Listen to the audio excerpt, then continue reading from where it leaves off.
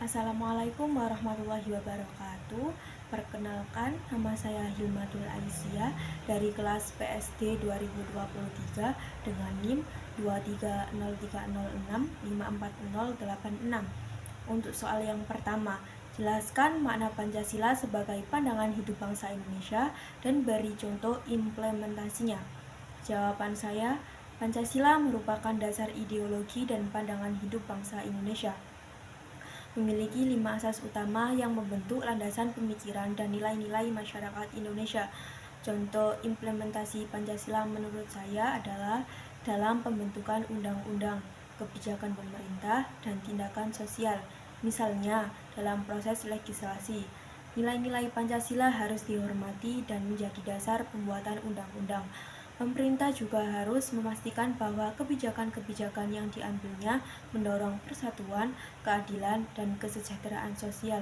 Selain itu, Pancasila juga tercermin dalam keragaman budaya dan agama yang ada di Indonesia, di mana toleransi dan kerukunan antara umat beragama menjadi bagian integral dari kehidupan sehari-hari. Soal yang kedua, sejarah mencatat bahwa Belanda menguasai Indonesia kurang lebih 3,5 abad. Sebenarnya sudah banyak perjuangan yang dilakukan bangsa Indonesia untuk mengusir penjajah dari bumi Nusantara. Namun, perjuangan tersebut tidak berhasil. Coba jelaskan apa yang menyebabkan perjuangan bangsa Indonesia tersebut tidak berhasil. Jawaban saya, perjuangan bangsa Indonesia melawan penjajahan Belanda tidak berhasil karena beberapa faktor penting, antara lain. Yang pertama, kelemahan persenjataan. Bangsa Indonesia pada masa itu tidak memiliki persenjataan yang sebanding dengan pasukan Belanda.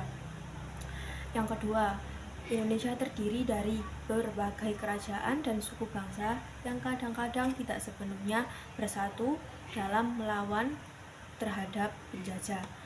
Yang ketiga, pasukan Belanda memiliki keunggulan dalam taktik militer dan pelatihan yang lebih baik daripada Indonesia.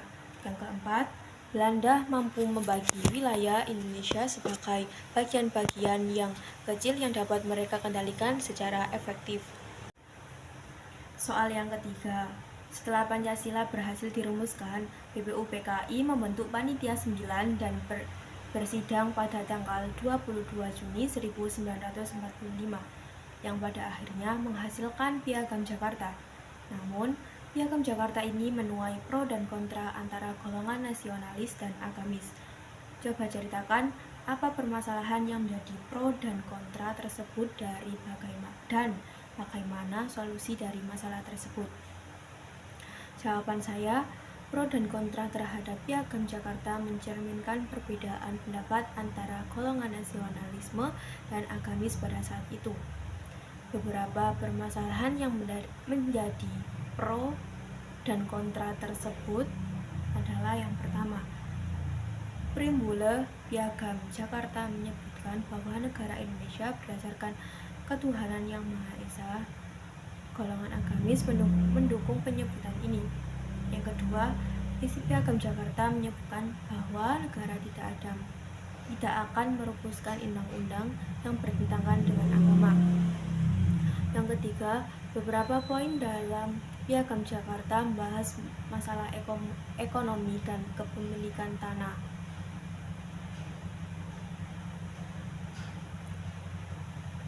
Solusi terhadap permasalahan tersebut pada akhirnya adalah mencapai kesepakatan kompromi yang diwakili dalam Piagam Jakarta. Piagam ini mencerminkan semangat gotong royong dan kesatuan yang kuat di antara anggota BPUPKI meskipun ada perbedaan pandangan. Hal ini memungkinkan Indonesia untuk bersatu dalam semangat kemerdekaan dan meraih kemerdekaannya dari penjajahan. Soal yang keempat, jelaskan secara singkat proses terbentuknya nilai, norma, dan moral dalam masyarakat. Jawaban saya, nilai dalam masyarakat terbentuk melalui proses sosial, budaya, dan pendidikan yang mengarahkan individu dalam menentukan apa yang dianggap penting. Norma merupakan perilaku yang masyarakat sepakati untuk diikuti, dan mereka berkembang dari nilai-nilai yang ada. Moral adalah pandangan individu tentang apa yang benar dan apa yang salah. yang juga dipengaruhi oleh nilai-nilai dan norma masyarakat. Sehingga semua tiga konsep itu saling berkaitan dan membentuk dasar etika dan perilaku dalam suatu masyarakat. Soal yang kelima, bangsa Indonesia sepakat untuk menjadikan Pancasila sebagai ideologi.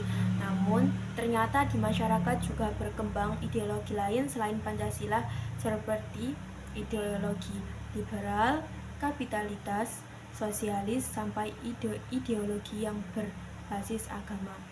Menurut Anda, bagaimana seharusnya kita memposisikan Pancasila sebagai ideologi dalam kehidupan berbangsa dan bernegara di tengah ideologi-ideologi lain yang juga berkembang di masyarakat? Menurut saya, Pancasila merupakan dasar negara dan ideologi yang diakui di Indonesia. Untuk memposisikan Pancasila secara efektif dalam kehidupan berbangsa dan bernegara di tengah beragam ideologi yang berkembang, adapun beberapa langkah yang dapat diambil. Yang pertama, mendorong pendidikan Pancasila yang kuat di sekolah-sekolah dan lembaga-lembaga pendidikan lainnya sehingga generasi muda dapat memahami dan menghargai nilai-nilai Pancasila. Yang kedua, mendorong dialog terbuka dan konstruktif antara berbagai ideologi yang ada dengan tujuan mencapai pemahaman dan kesepakatan demi kepentingan nasional. Yang ketiga, memastikan bahwa kebijakan pemerintah dan lembaga-lembaga publik mencerminkan nilai-nilai Pancasila seperti keadilan sosial dan persatuan. Yang keempat, mendorong partisipasi masyarakat dalam proses pembuatan kebijakan untuk memastikan pengaruh ideologi lain untuk tidak mendominasi. Yang kelima, mempromosikan toleransi antar agama dan kebinakaan budaya sejalan dengan sila ketuhanan yang Maha Esa dan sila kebinekaan dalam Pancasila.